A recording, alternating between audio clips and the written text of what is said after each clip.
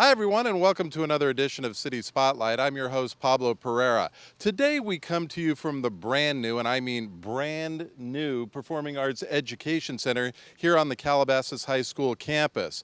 But this building is not just for students of music, theater, and dance. This is a building for the entire community of Calabasas. Let's go inside and check it out.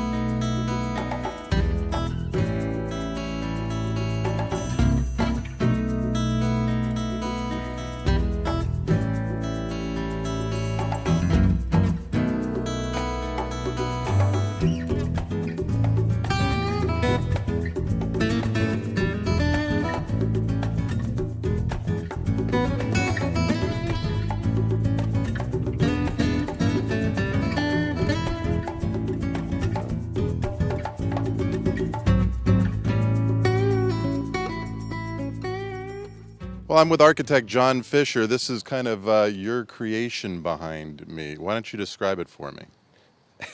It's a 660-seat theater and a 100-seat black box theater and support spaces. It's not just my creation. It was a teamwork creation with my staff, the administration, faculty, team concerts development services, the program manager, even the contractor. We all contributed to make it a. Explain to me why this is so great for you. Well, the one reason is the acoustics are marvelous. It turned out great. And, my wife is the acoustician for this project, but I'm not saying that because she's my wife. I'm saying that because everyone last night was thrilled with the acoustics. And what were the challenges on building on this particular space here? The site was quite a challenge, and the budget. They wanted a state-of-the-art performing arts center with a somewhat limited high school state-funded budget. So how do you do something like that?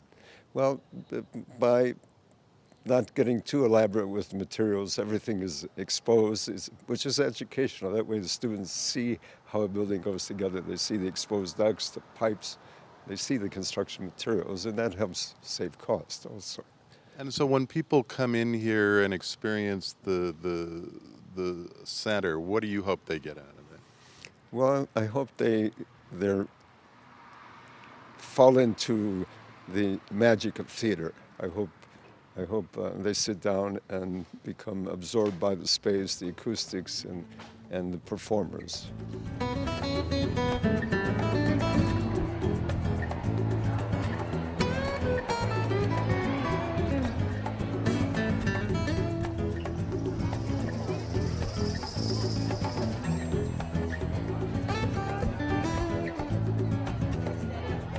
Okay, Cindy, tell me a little bit about this building and what it means for the school board. Well, we're so excited this morning to dedicate these buildings. Really, they're a gift to the community, from the community, because they were built with construction bond funds from Measure G. And for our school and our students, it means the world. It really means upgraded performing arts facilities. It's state-of-the-art teaching facility. We'll have multimedia and technology, not only to teach performing arts, but really for the curriculum across the spectrum and for all students. So we're very excited to dedicate this really new state-of-the-art building that brings our facilities up to the 21st century. Yeah, let's talk about the 21st century compared to what you had.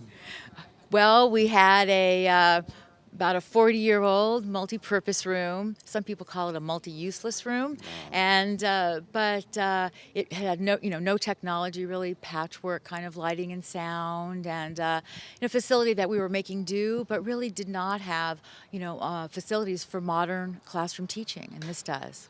So as a community building, this is not only just a school building, but it really becomes part of the community, doesn't it? Yes. In fact, our vision for this building is that it will become a cultural hub for the community, for the students to come together, to have expanded discourse, and really to meld the community and arts and the education. And briefly, let's just talk about the bond measure that paid for this. Some people might not understand the difference between budgets for the kids and budgets for buildings.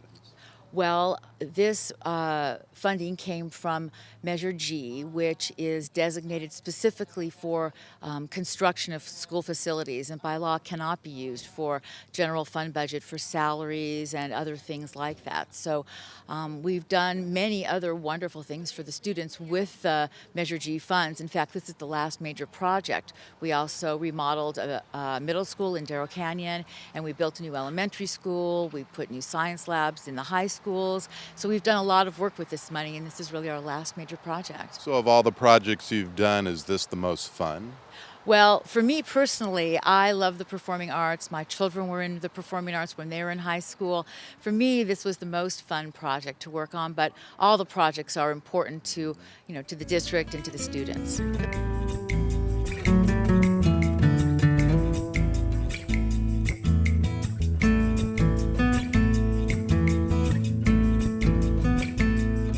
Okay, so we're here with Leslie Stein, the president of the school board. What does this day mean to you? This is many years in the making. This is so exciting. Last night we opened up with student performances in the arts, both music and theater for both of our performing arts centers.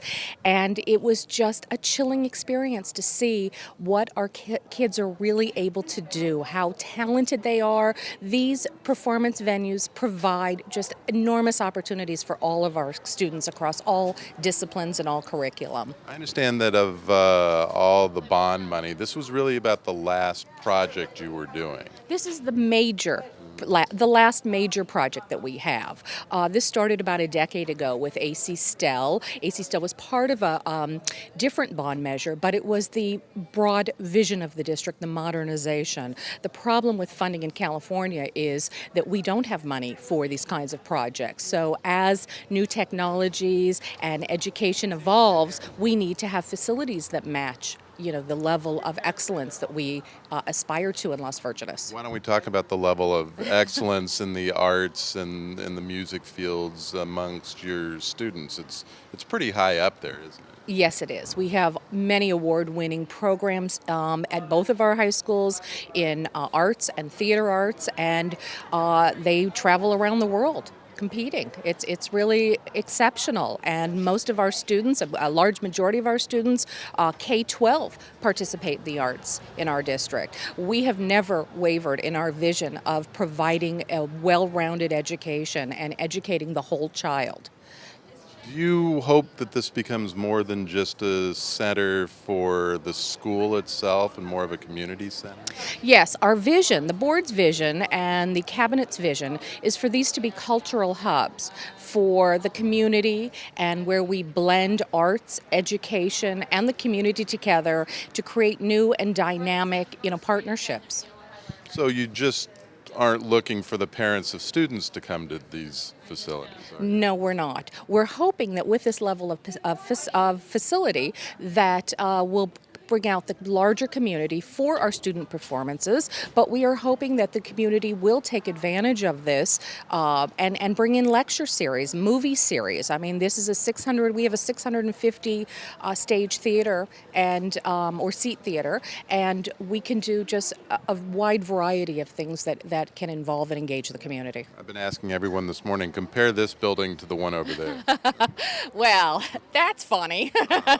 I can tell you that our students don't look anything like they did.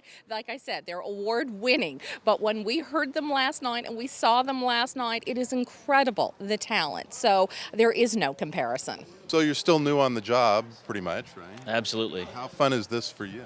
This is amazing. This is, almost it is a dream come true to have something like this open for the students. Last night we had the first concert, and I got to talk to students behind the stage, and they're like, the energy was electric. And the kids said, we're the first ones. We're going to be the first ones to perform on this stage. And they walked out on stage, and you could see they were teenagers, so they were trying to be cool. But they would look around, and their eyes would just pop. And one student actually was on his way to his chair and just stopped and looked around, and the look on his face was priceless. So what do you hope a building like this accomplishes for arts and education? I hope it is a wonderful instructional platform for us. not only for the arts, dance, theater, and music, but for our other educational program as well. Beyond that, I hope it is a gathering point for the community, a cultural touchstone for all of us. Yeah, let's go into that a little bit more. When you say the community, other events planned here? Oh yeah, sure. We've had a lot of different community organizations contact us about using space. Los Robles Master Chorale, various dance companies, that sort of thing. So we want the community the community helped us with this. We made the promise in 2006, promise kept, dream realized today. So the doors are open to the community. Come on in. When you have to be the guy who kind of balances the books, so to speak, is this project more fun to work on than just about anything you've done so far? The project, I did a science center for Beverly Hills High School and this one. So this one's more fun. Yeah, the arts connect us as humans. I mean, they're so critical to our experience, and watching the students be able to express themselves creatively and innovatively it's a blast. And how can a building transform a program? You have to see the look on the kids' faces. Chad Bloom, the conductor last night, said that this has changed the way he's approaching his instruction. He said when they would go off and compete, nationally and internationally, they'd enter concert spaces that were large and intimidating. Well, now they've got home court advantage. Their own home court is state of the art. I mean, the sound is spectacular, and so students will be practicing and experiencing on one of the best in the country. Compare this facility to the one that's over there still, the old building. Oh, I don't know. Let's see. Space shuttle to a scooter. How's that? That works for me. All right, congratulations. Thank Thanks you so very much, much. Pablo. All right, we'll be inside with you. So look who we found just kind of wandering the hallways. I thought you were gone and up in Northern California. I'm up in Northern California, but certainly couldn't miss this. What does it mean for you to come back and see this building finish? You kind of started this thing. I did, and along with our then Board of Education, this is now a 17-year vision that has come to spectacular realization. And it goes back to 1996 when we passed our first bond, and it was one of only 2 bonds in the entire state that passed that year. It was a very, very uphill battle to get a community having to come up with a 2/3 vote to tax themselves in that period of time. And this was one of the listed projects, and this certainly sparked so much enthusiasm. And as it played out, there weren't sufficient funds to build 2 of them, and we were committed to build 2 of them at the time. And then in 2006, when we passed Measure G, this was one of the top 3 priorities, and here we are, and it's just spectacular. So you would know better than anyone what a building can do for a young mind. Why don't you explain it to us? This is a classroom, and as you're going to hear today, this is our newest classroom, and the school district's newest classroom. And when you stand back, and even back in when I first came into the district in 1975, we had some of the most remarkable, talented kids you'd ever imagine. And not just music talent or drama talent, but arts and dance. And we had no place to showcase that. We had facilities at that time that were frankly an embarrassment. And then under Dr. Marley, who was superintendent, all of our elementary schools began getting their own multi-purpose rooms. They had no place for assemblies in 1975. And it was just the vision that kept growing of saying we need appropriate places for our youngsters to showcase their talent and for us to have the ability to enlighten them and also engage them and make them enthusiastic about the arts in a time when education was abandoning the arts because they didn't have the funding. And some would say maybe that's still the case in some ways, that the arts may not get its share of funding for instruction that some of the other programs do. But with a building like this, you can't speak for the district anymore, but do you see a recommitment to that? Absolutely. And I think I speak for the community that had the vision and our board that saw it through. That's exactly what it is. And I think you are being far more politic than you need to be. I think the arts have been wholesale abandoned by the state and education in favor and in support and in protection of core academics and the academic drain and all that, which is very real. But you can't have one without the other. And I firmly believe that the arts supports every academic area there is. And I think you can see study after study after study. But in fact, if you don't have something like this, how will you have the next generation of students and young people understand the importance and beauty of the arts? And I fear for its survival if you don't have districts such as Las Virgenes coming forward and saying, no, this will be a priority. We put the line in the sand here. We will not abandon the arts. We will celebrate the art.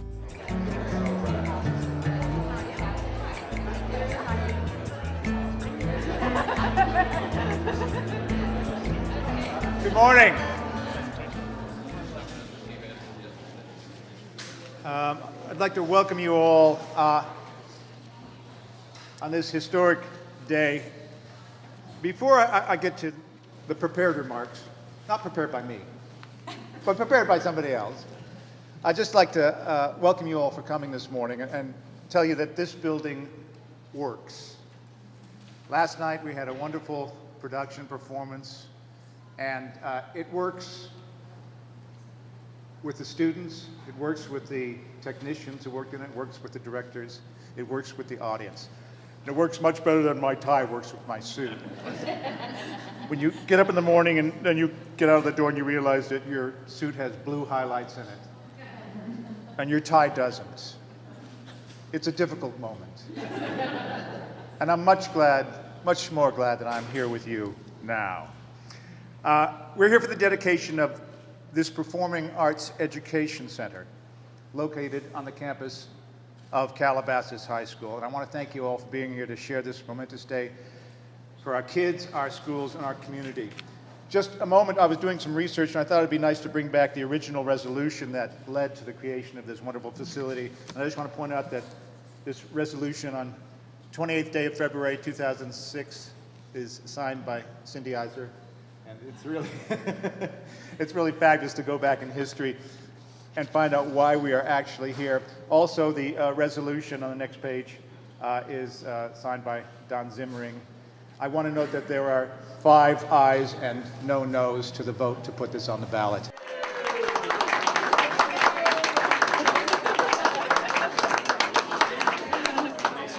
So, Joe, this has been a long time project. Oh, yeah, it's been a long time. How long?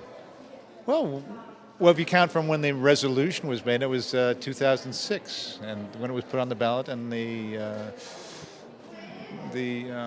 what are they called? Vote makers, The board? the board. Well, no, us as the people who voted on it, passed this resolution and said they wanted to put this kind of money into their schools. They wanted to put this kind of support behind their kids, and they did. And this is one of the most visible results of that decision. It's extraordinary. And look at this place. It's just... So what does a building do for the program? In a lot of ways, it raises the bar for everybody. I mean, we have this building to live up to. We have a situation now where all of the audience's attention is focused on what the kids are doing. Before, we were in the multi-purpose room, and it was hard to hear. People could walk in and out, and we loved it. It was great. It was very... I think you're the only one who said that this morning. Really? Yeah. Oh, come on. No, they have to admit that they did. They loved it. They loved being there, and it has a lot of sentimental value now that it's gone. But they'll miss it in different ways. I think the parents will miss it a lot because we got to sit there behind the food table and watch our kids perform. We can't do that here, We have to go to the concession stand, and then we have to go in the theater. It's 2 separate things. So for a program like this that's known nationally for their theater, for their music, for their dance, I've heard from some here that said when the kids go and they travel and they go to these world-class facilities, now they kind of have what the superintendent described as kind of a home court advantage. Yeah, I suppose that's so. I try to look at it as on the non-competitive side, is that this facility will help them do what theater is really supposed to do, which is to teach them to use all of their talents, their whole being, in the support of something larger than themselves. And I think that's different than competition. I think that's really the essence of what an educational theater program should do as part of an overall general education. And I mean general in the sense that it approaches the whole being and helps us all become more functional members of a world society. Well said. Thank you very much for your time. I appreciate it. Congratulations.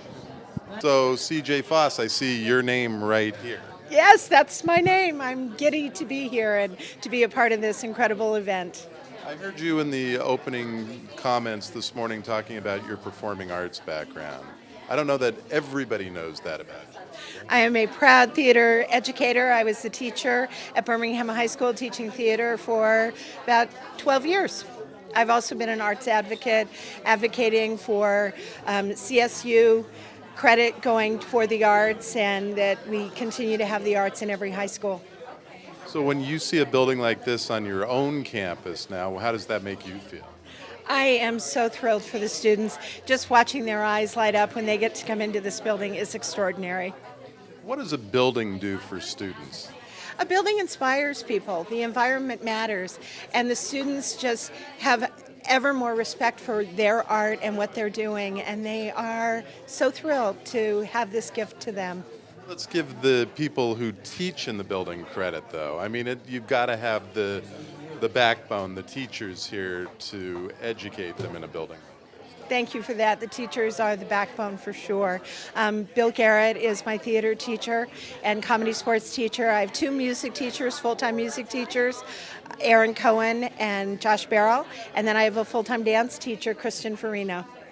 So when they got their first look inside here, how excited were they? All of us just stand on the stage and we start to cry. We were all standing backstage last night holding hands, just thinking, this is the first for generations that are going to be in this theater. And for all of us, theater means so much to us and have changed our lives. And now we get to impart that to students. I've asked everyone this question this morning. When you look at this building compared to the other building, how do you respond? Oh, you'll be able to hear them. You'll be able to see them.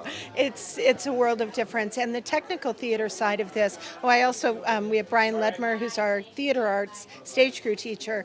The students are going to be able to learn in a real world way, so they'll be able to go right to work after leaving high school. That's pretty important here in LA, isn't it? Absolutely. The jobs for the students are all around them, and to have students be able to leave having really worked on a rigging system, having really worked on a lighting board, the way this theater is set up, is going to be tremendous. And I see you have a dressing room named after you guys. How did that happen? Well, I came home and said, I went on tour of this fabulous facility when it started to come to form, and said to my husband, we need to give back to students. And our feeling was, why not support financially? We had 10 years of great experience here, and we felt that donating will help keep other students just have the same opportunities our kids had. You a little sad that this comes after the kids have left? Absolutely. But you know what, on the same token, very happy because this is something that I know through our efforts, through the kids' efforts, that it was all built for the kids. And the fact that it's here for the community now, my kids will probably still get some kind of opportunity, I'm sure. And it's not just about my kids, it's about all the kids and about the whole community, which is why we supported it, because it is important for the future. Maybe sad's the wrong word, maybe a little jealous. Yeah. And we do have our younger son still is a music major at school, so I'm hoping one day maybe he'll come and maybe he's in music education, so maybe he'll be a faculty member in the Las Verdes Unified School District and come back. So like you guys, I had my kids here, we all watched them in the old music theater. And I've asked everybody this question this morning, are you going to miss the old facility over there at all? Not at all. Not at all. We started in elementary school with Chaparral, and we used to have our annual variety show. And I worked in that theater every year for a variety show. And I said, God, wouldn't it be nice to have a huge, huge venue that we could just state-of-the-art equipment and then coming here with the music students, and always had that dream, and we always called the theater the multi-useless room, but now we have this amazing place. So. You know what? Miss it? No. And I'll tell you something, I probably wouldn't miss this building if it was replaced, because it's not the buildings, it's what's happening inside the buildings. And it's just fortunate now that the kids have a nice state-of-the-art facility in which to do their music and their theater. And I'm sure it's going to sound great, but it's what goes on inside the building, not the building itself. So who's using your dressing room? At this point in time, I really don't know, but I hope they have a lot of fun in it. And we want to encourage other parents to join us, past parents that we know, that our kids grew up with, and we hope that they will financially support this wonderful project. All right, thank you both very much. All right, we're here with music director Josh Barrow. How exciting is this day for you? I can't even put it into words. We've been waiting for 15 years. I still feel like I'm in somebody else's building. It's absolutely surreal. When you walk inside the building, what do you hope people see and feel? I think it's just at this point excitement. Excitement about what these students are going to get out of this, and how we've had these strong performing arts programs at this school for years, and now we finally have a facility that these kids have long deserved and that this community has fought for. So it's really exciting. What would you say to those long-suffering parents, maybe like myself, who had to go squeeze into the old room and now they get to come into this? Well, our goal is to do some alumni shows, and we do hope to bring at least some of those alumni back, but hopefully those alumni can come back and at least see a show and know from what they went through what the kids now deserve and what those kids in reality deserved at that time, but it took time and vision to get there. So I got to ask you, because I've asked everyone this morning, the difference between the building over there and this building is what? Everything. That's it. I mean, it's a multi-purpose room with a gym floor and terrible acoustics to a beautiful performance hall that is on par with literally world-class facilities. I mean, it's night and day. You got to give yourself a little credit for this too, because it's not always the building that makes the performer. Isn't that true? It's very exciting, and I like to put the focus on what the kids have done, but it's certainly, I feel really good about what we've all accomplished here. That's true. Well, that's going to do it for this edition of City Spotlight. We hope you've enjoyed the program. More importantly, next time you're here on the Calabasas High School campus, why not come by and check out a performance here at the new Performing Arts Education Center? It truly is a sight to see. I'm Pablo Pereira, and thanks so much for joining us. And now let's get on with the show.